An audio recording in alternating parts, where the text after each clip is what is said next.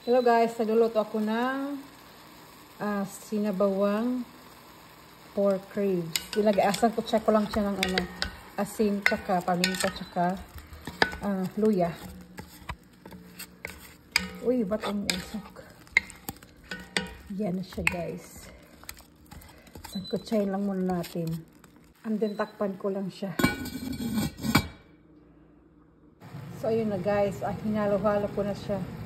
So, buti wala na siyang ganang tubig. Tinanggalan ko na yung tubig. So, ayan. Pagpausok. Lagay pala tayo guys ng ng bay leaves or laurel. Yan. Magkasabaw na ako. Lagyan ko siya ng tubig. Lagyan natin ng tubig. Kasi papalambutin ko pa yung karne. Tapos takpan lang muna natin guys. Yun. Wow. Ang lambot na siguro nito.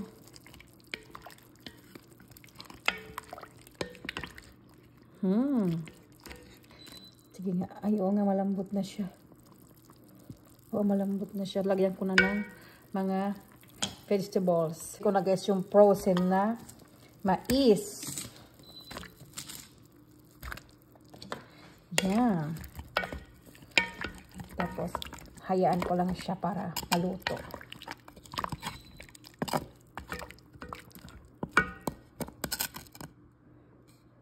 Takpan natin ulit. At isasabay ko na rin guys yung sayote. Kasi nilakihan ko yung paghiway. Tapos dito maglagay ako ng chicken cubes kasi wala akong pork cubes at saka onion powder. Magdagdag pa ako ng paminta. Yung asin okay na.